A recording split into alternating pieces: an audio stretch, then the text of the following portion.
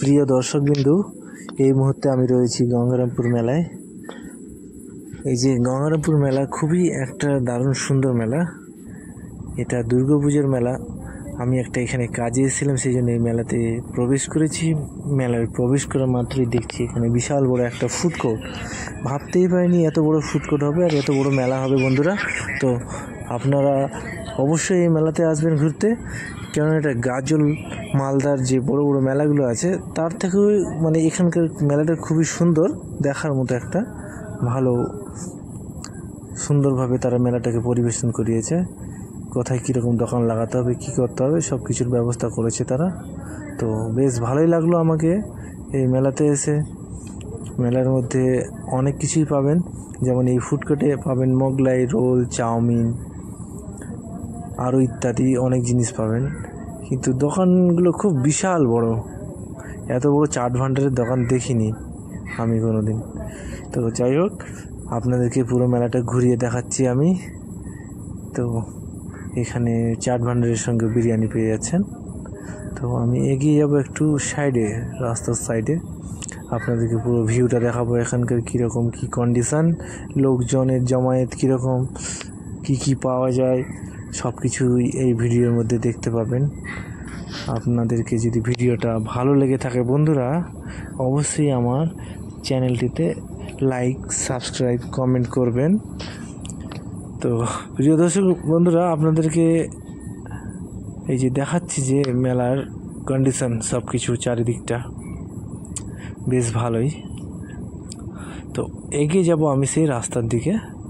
চলেন যাওয়া যাক সেই রাস্তার দিকে। এই যে দেখেন রাস্তার মধ্যে কত ভিড়, আলোকসজ্জা, লাইটে লাইট চারিদিক।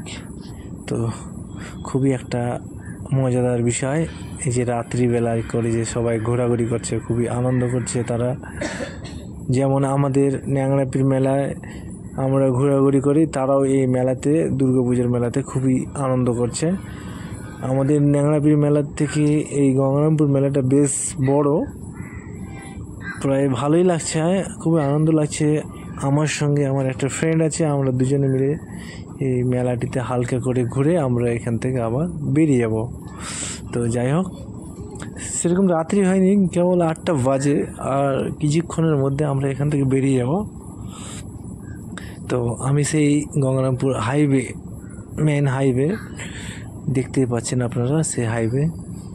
তো খুব ভালোই লাগছে। এই যে যেমন বাইক টাইক রাখার খুব সিস্টেম করেছে তারা, সিভিকগুলো, মানে মেলার মধ্যে কোনো গন্ডগোল ঝামেলা, কেউ কারোর সঙ্গে কোনো কিছু প্রবলেমে ফাঁসুক তার মতো কোনো সিস্টেম করেনি। এই যে দেখেন সিভিক সিকিউরিটি চারিদিকে ছড়িয়ে ছিটিয়ে রয়েছে।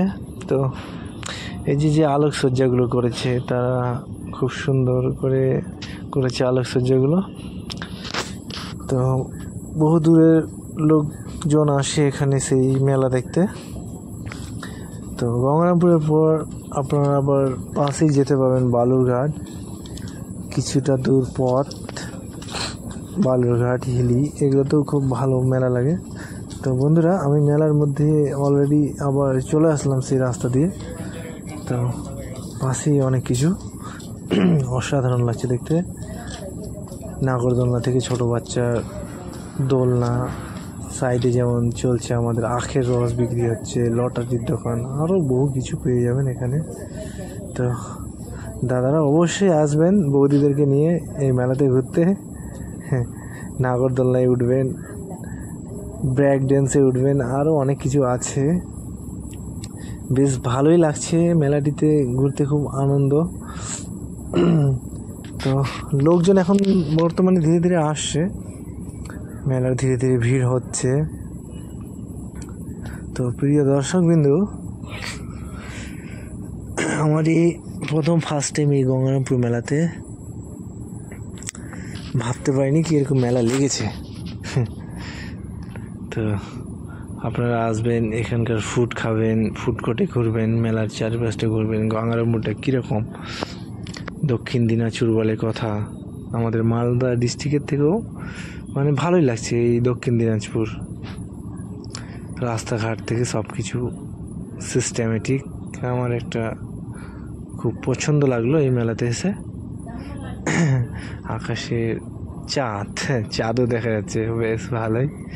এই যে আপনারা পেয়ে যাচ্ছেন এখানে বোম্বাইয়ের গোলা,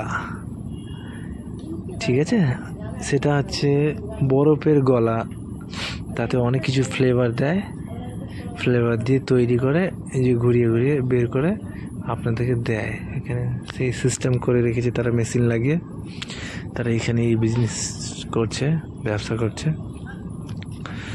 তো বন্ধুরা, খুব একটা মজাদার বিষয়, নানা ধরনের নানা জিনিস পাওয়া যাচ্ছে। তো আমরা এখান থেকে কিছুক্ষণের মধ্যেই বেরিয়ে যাব, প্রায় আর 15-20 মিনিট মতো থাকবো। এখান থেকে বেরিয়ে আমার বাড়িতে রওনা হবো, কেননা আমাদের বাড়ি অনেক দূর, এখান থেকে যেতে হবে মিনিমাম 30-35 কিলোমিটার দূর বন্ধুরা। তো আপনাদেরকে আর বিশেষ কিছু দেখাতে পারছি না। তো আপনাদের ভালো লাগলে অবশ্যই সাবস্ক্রাইব করবেন চ্যানেলটিকে। বাই।